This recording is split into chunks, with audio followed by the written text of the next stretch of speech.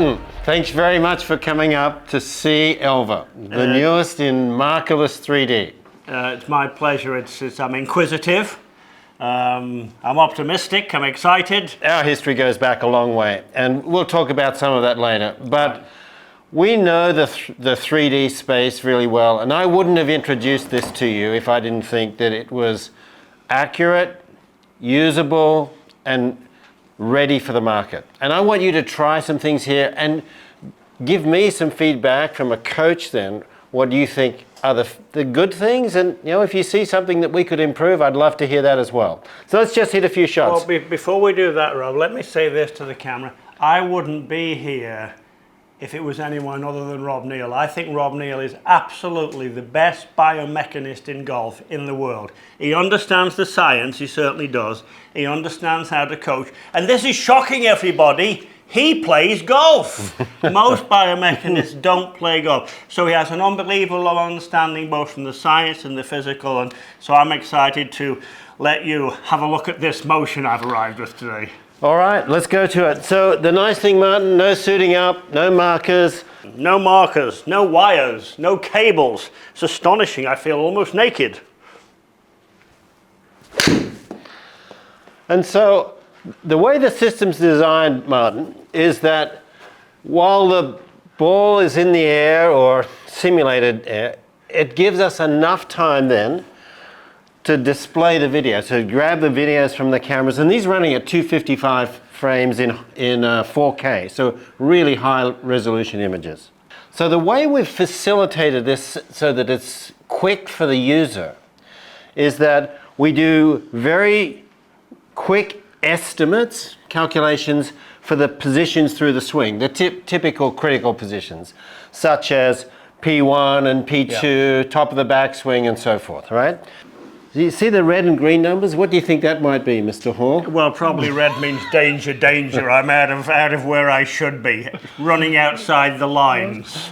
And they can be turned off or on. So do you have, Rob, do you have parameters then for that? I mean, I see my feet ball position 48.7%. What does that mean? So that means it's almost right in the middle, okay. which for a 7-iron I think is a little bit too far back. And so that's why it's come up as a red number. Okay. And these corridors are primarily based on the research work and the data that I've collected over many years working in this area here. All right, so on the iPad, which controls the whole thing, Martin, we can, if you wanted to, for example, look at your down the line video and you can scroll through this. Oh, very good here. Astonishing. And then one of the things that we've worked on in your game over the last 3 years, Martin, is your hand path, right? Yes. So on the video, we can go and look, how well did you rotate through here? How well did you manage to move the handle? I would give myself a red number. All right, so let's go again. Let's try it again. I want you to work, as we have done multiple times. Let's hit a few shots here. Yeah. So do you want me to improve the hand path through the ball? Yeah, through the ball. Without corrupting anything else. Okay, here we go. Come on, you can do this, Martin. I think that'll be different. Yes, that's much better. So one of the things that I'd like to show you on this full screen here, Martin, is a common problem that you would see in golfers is swaying, right? So maybe just tell the audience a little bit about your experience with golfers who sway too much in the backswing, and when sway is okay and when it's not okay. Well, in the backswing, I think I'd start by saying you have influenced me, and all the research I have done has influenced me that first of all, you have to have sway that way in the downswing. Good. And if you have too much sway that way in the backswing, now you've got too far to go. So one of the things that I think is so crucial is I look at the trail hip joint, and I don't really want the trail hip joint going much past that. I mean, you could either turn along a wall, or some people turn the right hip inside that wall. But if this was an electric fence, I wouldn't want to get an electric shock. I wish we could do some feedback like that, man. Yes, that would be for Cheryl, not for me. So that would be one thing I think is important. I also think I think a lot of people think you should turn your shoulders level, which is an absolute nonsense, of course, because if you turn your shoulders level, you stay in flexion in your spine. Yep. Now you've moved off it, and you tried to hit the ground here, but you've set up to hit the ground there. So you've got all sorts of activity to compensate. So backswing wise, I like to see minimal slide of the center of the pelvis. Yep. And I like to see some tilt with the turn. I don't like telling people to just turn. I say, look, you've got to have some tilt. And, people might say, well, there's no tilt there. I say, well, of course there isn't. You're not bent forwards. I mean, the moment you bend forwards, there's some tilt.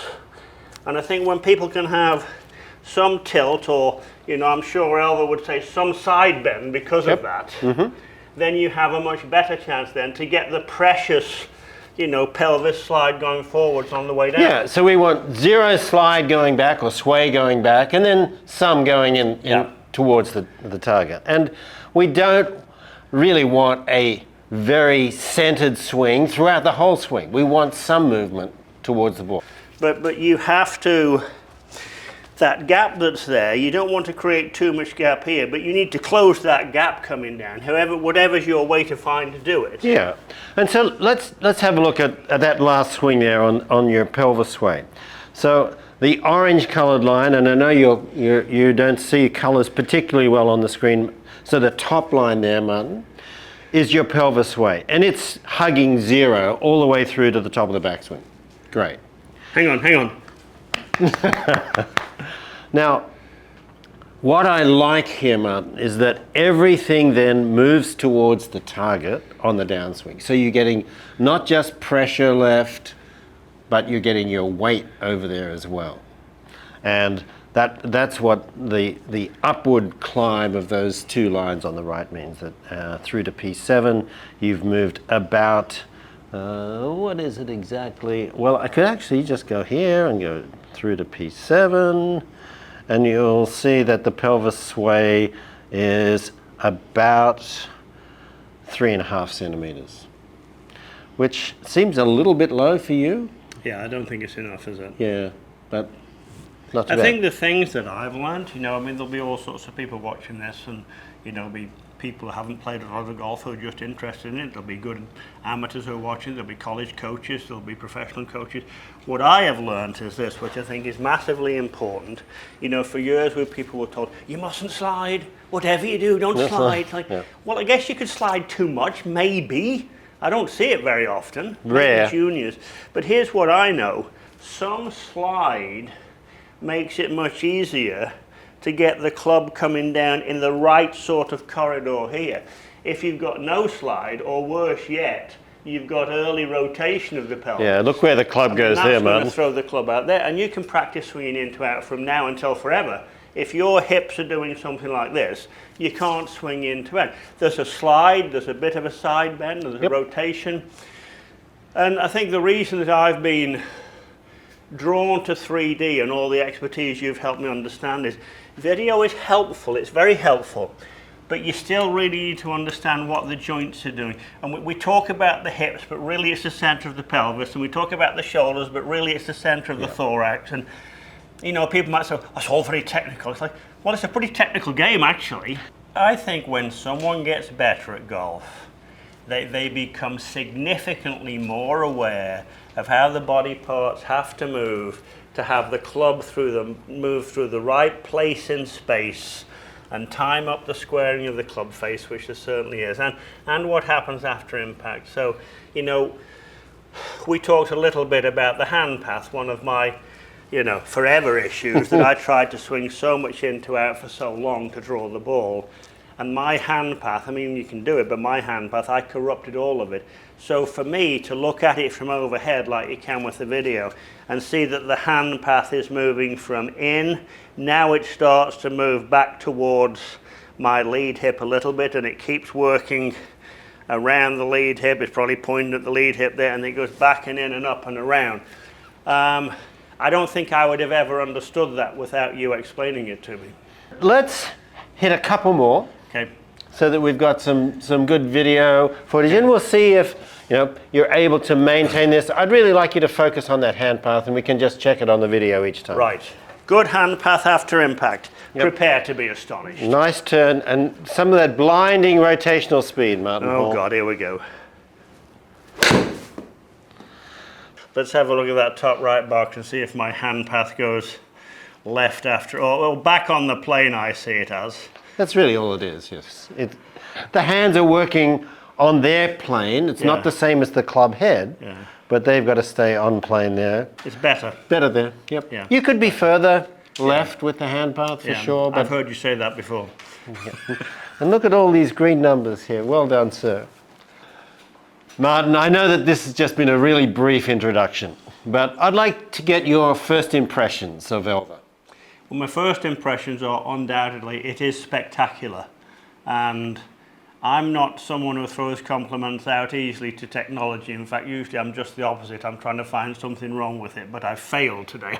But I think it's a very strong pathway to improvement. The video component is amazing. The feedback component is amazing, and I know because of Dr. Rob Neal's, background, all the information that's wrapped up in it will be absolutely spectacular.